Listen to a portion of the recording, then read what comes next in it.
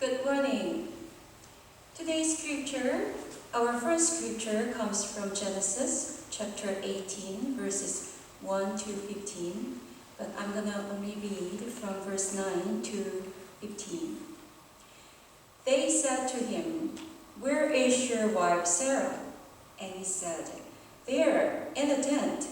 Then one said, "I will surely return to you in due season, and your wife Sarah shall have a son." And Sarah was listening at the tent entrance behind him. Now Abraham and Sarah were old, advanced in age. It had ceased to be with Sarah after the manner of women. So Sarah laughed to herself, saying, "After I have grown old, and my husband is old, shall I have pleasure?" The Lord said to Abraham, "Why did Sarah laugh and say, 'Shall I indeed bear a child now that I'm old?' Is anything too wonderful for the Lord? At the set time I will return to you in due season, and Sarah shall have a son." But Sarah denied, saying, "I did not laugh," for she was afraid. He said, "Oh yes, you did laugh." Our second scripture comes from Colossians chapter 1, verses 17 to 20. He himself is before all things, and in him all things hold together. He is the head of the body and the church. He is the beginning, the firstborn from the dead, so that he might come to have first place in everything. For in him all the fullness of God was pleased to dwell, and through him God was pleased to reconcile to himself all things, whether on earth or in heaven, by making peace through the blood of his cross. Amen.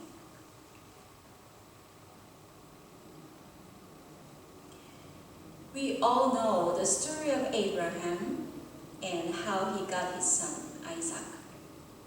When God called Abraham, giving him a child was one of promises God made with Abraham. However, it didn't happen right away.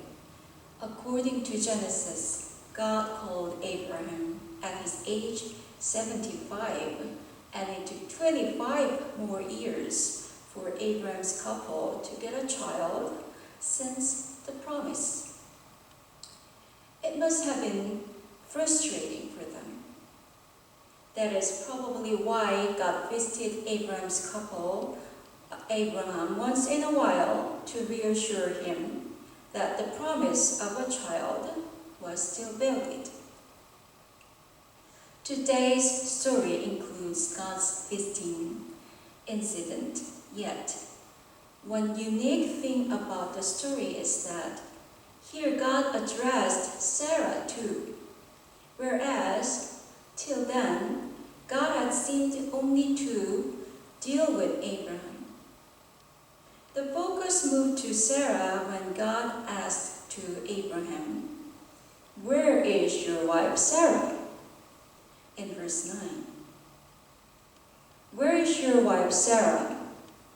It is a bizarre question, since the three guests, they are God in disguise, as we know.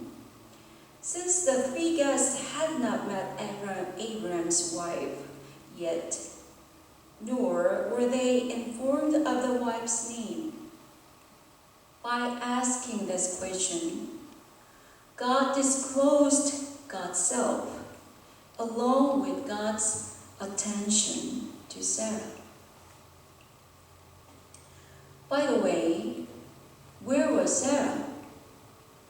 Sarah was in the tent. There she had made cakes for the guests. Had the guests been ordinary people, not God, they wouldn't have noticed Sarah's service behind the scene. However, God knew that Sarah was there and that she had served God. Then God repeated his promise of a child for Abraham's couple in a distance close enough to Sarah so that Sarah could hear and take the promise as given to her as well as given to her husband. When Sarah heard this, however, Bible records she left. We all can imagine with what feelings she left. She left silently to herself. How could a worn-out woman like me have a baby?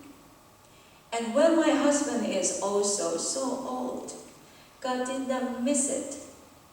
God asked why she left. By questioning the reason for Sarah's laughter, God opened a direct conversation with Sarah.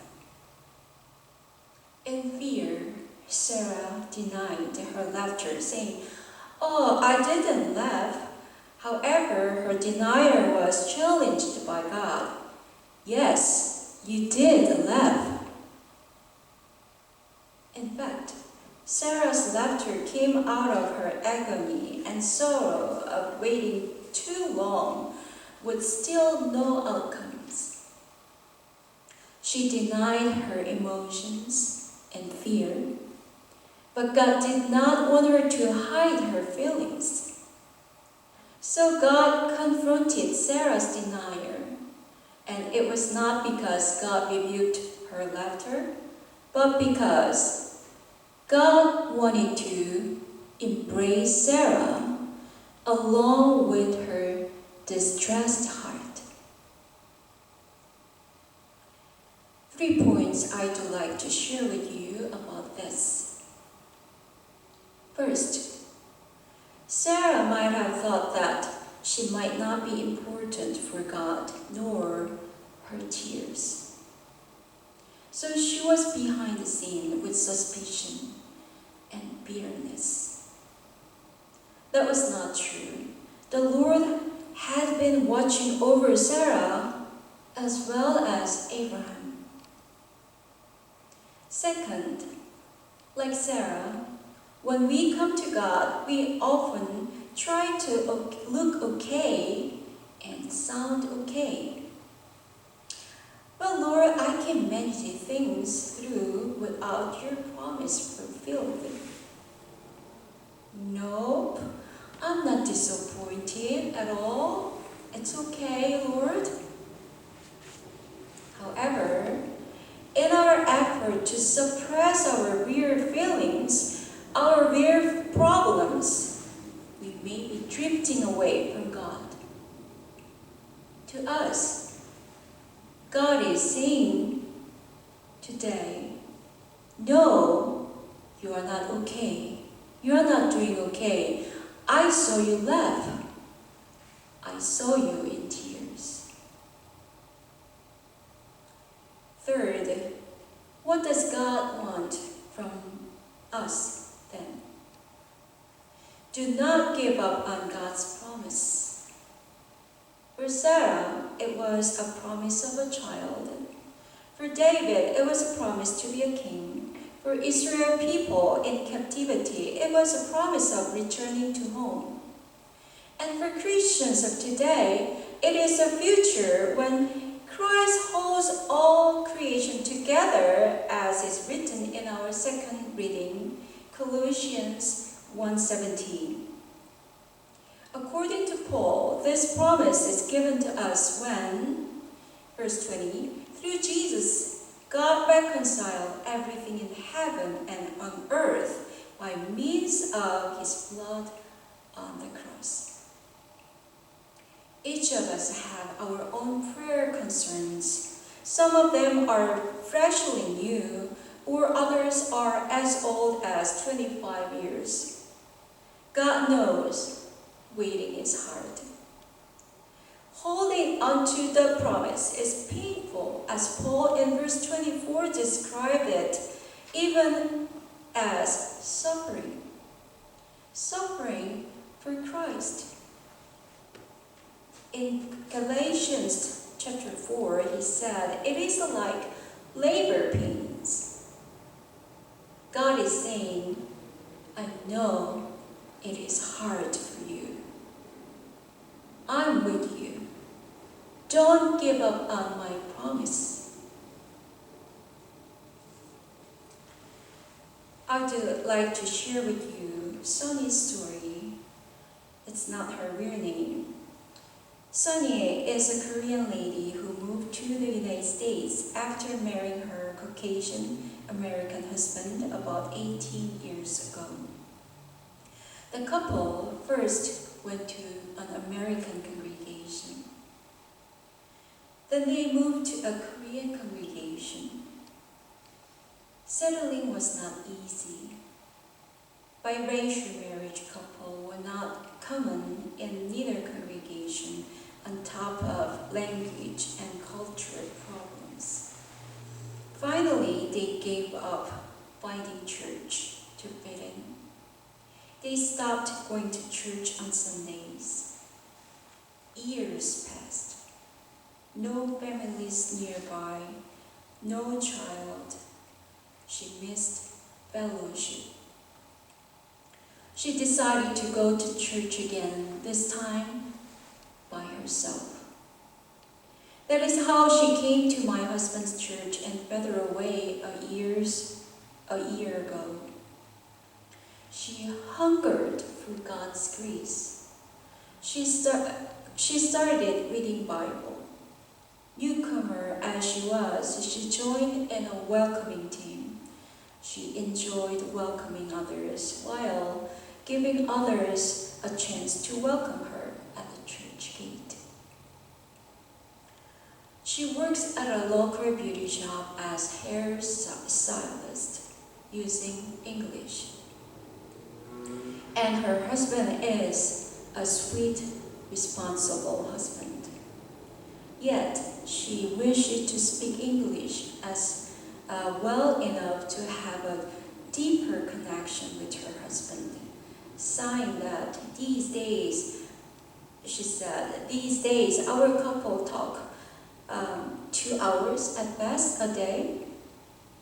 I told her, even same native language user couples talk no more than 2 hours from the middle age. So it's not a language problem.